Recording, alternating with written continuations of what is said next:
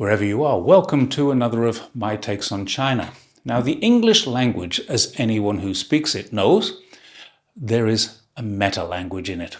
The words behind the words. For example, if someone you know approaches you and starts the conversation with the words, "I was just wondering," then you know you're just about to be asked for a big favor.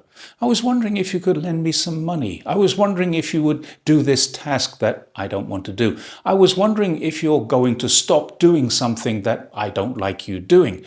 English speakers hear it all the time, and without even realizing it, they know something is coming that they might not like.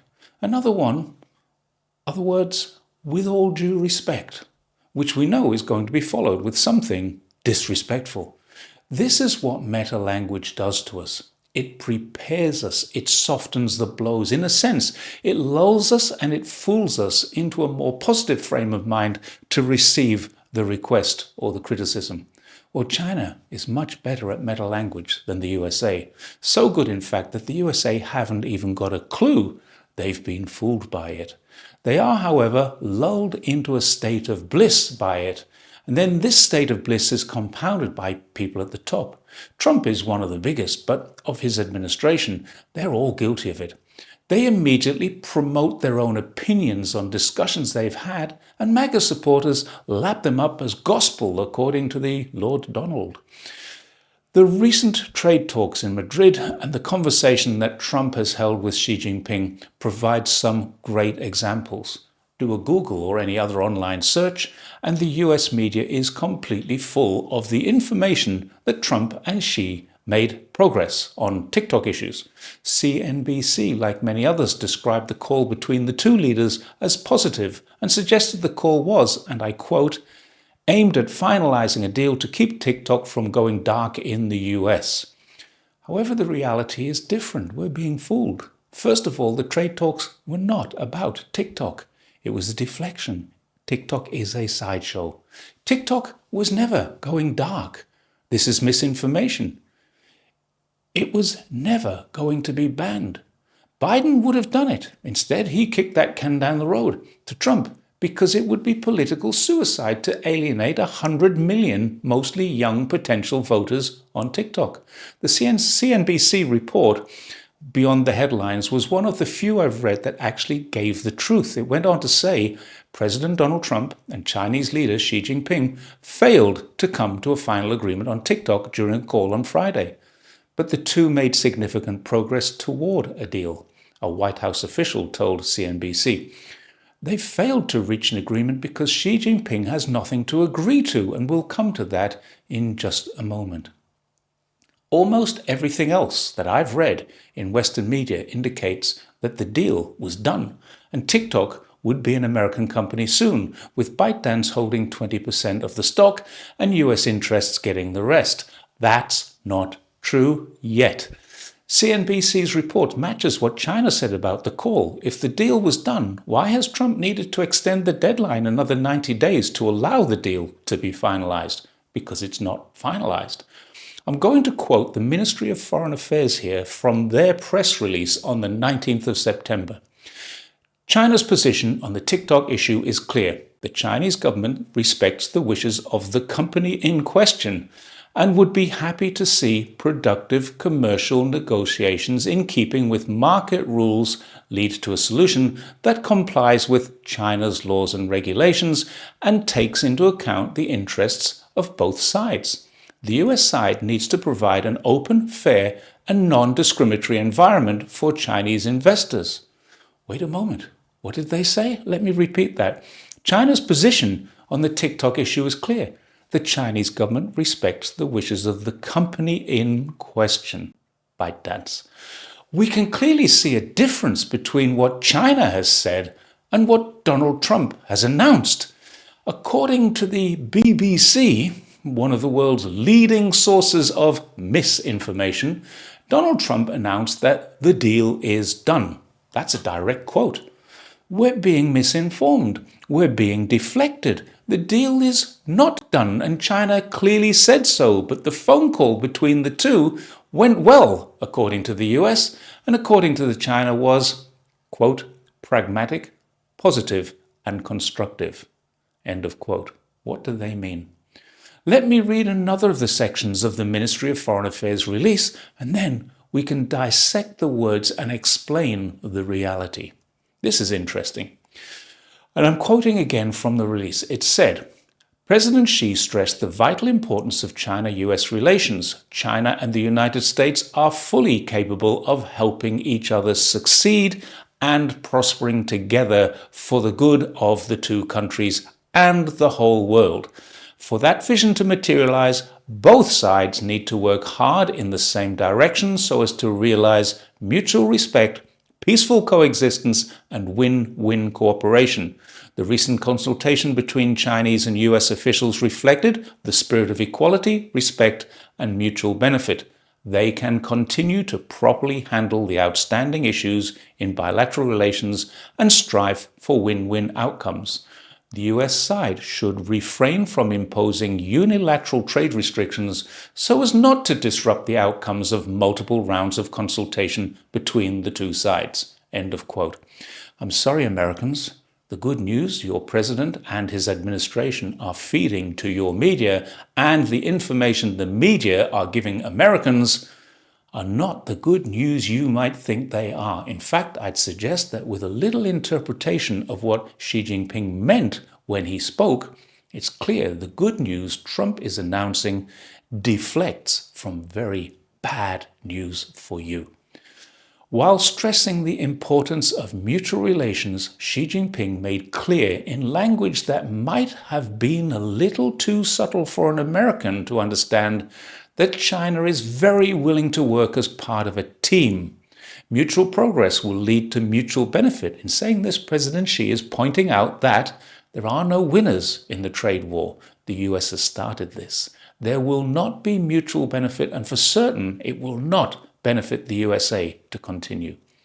Quote, both sides need to work hard in the same direction.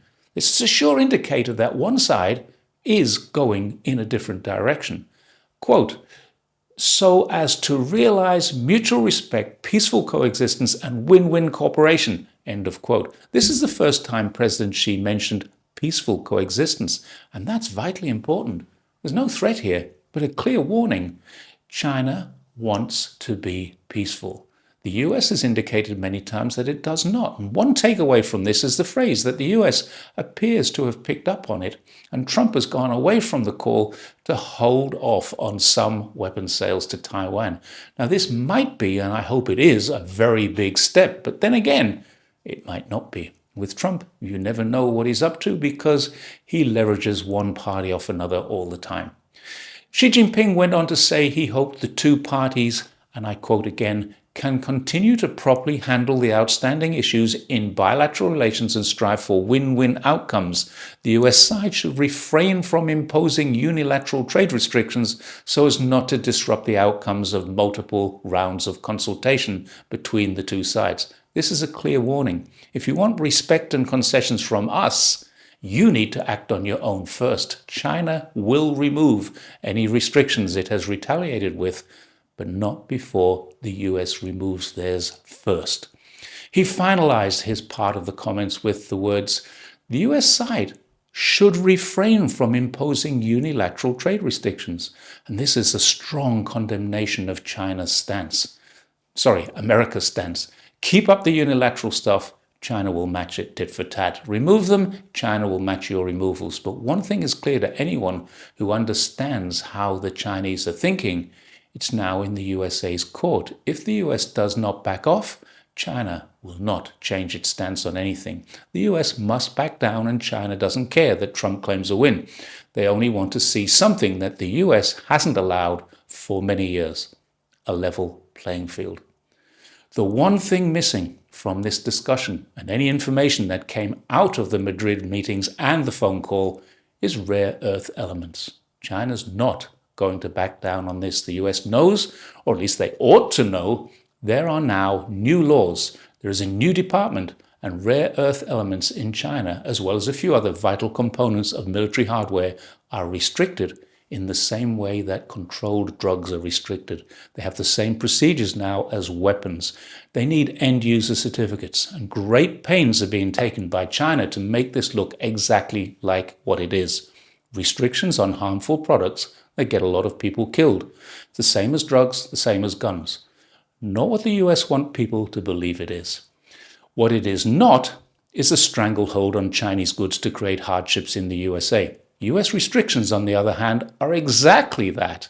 They want to create hardships in China so that China will eventually relent. The restrictions on these products is far more. Think about drugs and guns. They're restricted. They can only be sold when the buyer is authorized and approved and has a use or need for them. In theory, there should be no illegal drugs or guns coming out of China, and in practice, this may be true for weapons, but it's probably not true for drugs or precursors. So the Chinese government has and is working with the DEA. It's set up task forces. It's done all it can to eliminate criminal activity that hurts the USA, something for which the US has shown no gratitude, and in fact has deflected the blame for their own inadequacies inside America onto other countries, which now include Venezuela, Mexico, China, and even Canada. What China has done is the same as it did for drugs and guns. It's placed these rare earth products onto a controlled list, and it said anyone who wants to buy them can, but only if they prove to us they are for peaceful purposes. There have already been examples of illicit shipments. Some have been caught, but no doubt others have slipped through the net. Shipping in China is massive. Catching one container in hundreds of thousands is difficult. Exactly the same applies to illegal drugs and drug precursors. China is trying, and it is catching some. No doubt it will catch more. Watch this space. No matter what restrictions Trump places on China or eases on China, China is not going to ease the restrictions ever on rare earth elements, because unless they are going into the manufacturing of household goods, civil engineering, or even electric vehicles, medical goods, they're very much used in weapons. And weapons are very much used to inflict murder and mayhem. What's worse for China is that a huge number of these weapons are shipped to Asia and pointed at Chinese targets. That had to stop. Michael Huang138 on X summed it up with a great post where he concluded, from the perspective of Chinese culture, this diplomatic language can be summarized as using history to illuminate the present, fostering harmony through courtesy and showing firmness through softness. Its tone appears gentle on the surface, yet it carries reminders and warnings within. This is the quintessential Chinese diplomatic style of being subtle yet resolute. He's right about all of this, and had a much longer passage which I've linked, and you should all try and see this. So here are my predictions. TikTok will be resolved by a sale. ByteDance will get a lot of money. It will retain 20% ownership and thereby ongoing profits. The US will not get the algorithm they wanted. TikTok users will be censored and will be propagandized. Rare earth elements will stay exactly as they are. The US will accuse China of reneging on a deal that Trump claimed they made, which clearly they did not. And the stalemate on trade sanctions and tariffs will probably remain. The US will not accept Chinese NEVs. Their massive car corporations will lobby to prevent that happening, and US consumers will suffer as a direct result.